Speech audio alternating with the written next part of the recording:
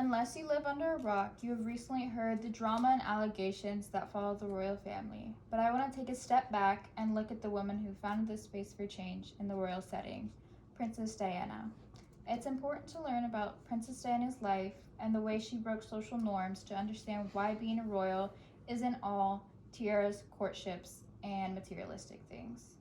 Only recently has Oprah's interview with Prince Harry and Meghan Markle surfaced. Since then, I've gone down a rabbit hole to find what other secrets the royals hide and what Harry was saving Meghan from. Today, we're going to take a brief look at Princess Diana's upbringing, living in the royal family, and her death.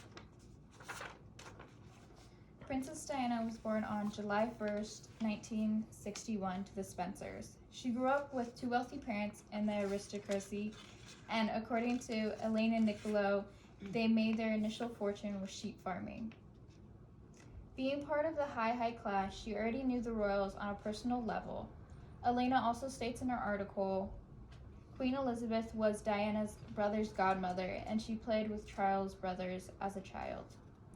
All was a well-known fairy tale for Diana until the age of about 6. It was when Diana's mother, Frances, left her family for a man. This broke Diana for a long time as she'd wait at the door for her mother to come like promised, and she'd never show. That's her mother right there. Those are her parents.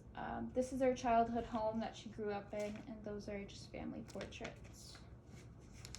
School wasn't her strong suit either. She attended an all-girls school at 16 before flunking out and having to attend a finishing school. After schooling, Diana didn't know what to do. She had a lot of odd jobs like nannying, cleaning, and serving. She even tried to become a dance instructor, but the hours were too abrasive. Diana was considered a Sloane Ranger, an upper-class person working low-stress jobs using their trust fund money. All information thus far can be found on the Oprah magazine in an article titled How Princess Diana's Childhood Set Her Up for a Life as a Royal, written by Elena Niccolo. This is her during school. So how did Princess Diana get that title in front of her name? How did she go from working entry-level jobs to being a royal? Well, Princess Diana and Prince Charles knew each other since the age of 16, but according to Zoe Sherman, writer of BuzzFeed's YouTube video titled The True Story Behind Princess Diana, published in January 2021, there was no romantic spark until she was invited to his 30th birthday. After the party, the couple started dating and began going through the courtship process. Not long after the courtship, the couple became engaged and all went downhill after that. Zoe also mentioned shortly after being engaged in an interview, a reporter asked, "Are you in love?" to the two, and Charles replied, "Whatever in love means." Diana later said that moment traumatized her. Here's a couple pictures of them. There's their engagement, the day of their engagement. That's the actual interview that Charles said, whatever in love means. And then there's just some more. Diana was quickly thrown in the limelight of being a royal and was sent off to Buckingham Palace where she'd live alone and plan her wedding, says Zoe.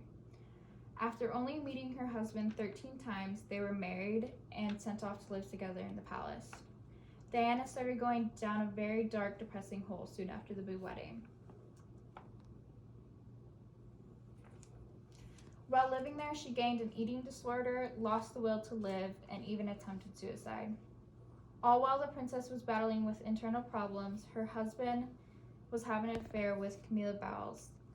The princess was pregnant throughout the affair that lasted years and later had her sons, Charles and Harry, according to Zoe.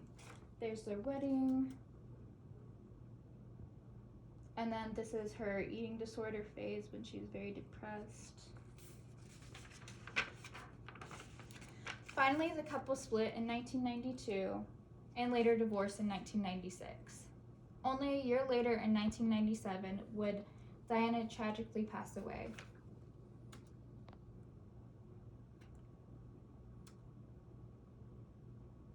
There's the palace that they lived in. Here's them going through their split. And then this is her death.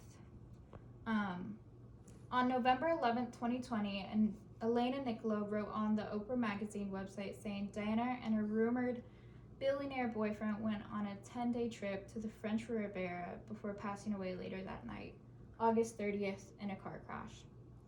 The source says the couple hopped in a Mercedes awaiting them, and on the way to their destination, probably the billionaire boyfriend's private estate, sped 70 and a 30 before colliding into a pillar in a tunnel on the highway. Elena goes on to say Diana was rushed to the hospital from the scene but later passed away of a very rare lung injury. Paul, the driver's blood exceeded the legal blood alcohol limit. He had been reportedly drinking and driving recklessly, Elena's article reads. After the death, there were a lot of rumors and conspiracies surrounding what happened and the timing of it all. Some said the driver was paid off to crash the car, some said it was the Royals family doing, but in time all the conspiracies were debunked. In conclusion, we have learned about Diana's upbringing, her time in the royal family, and her passing. It can be important to look at the princess as just another person with problems as well, and not to put anyone on a higher pedestal than yourself. It's also important to acknowledge mental disorders and to normalize those types of conversations. Thank you.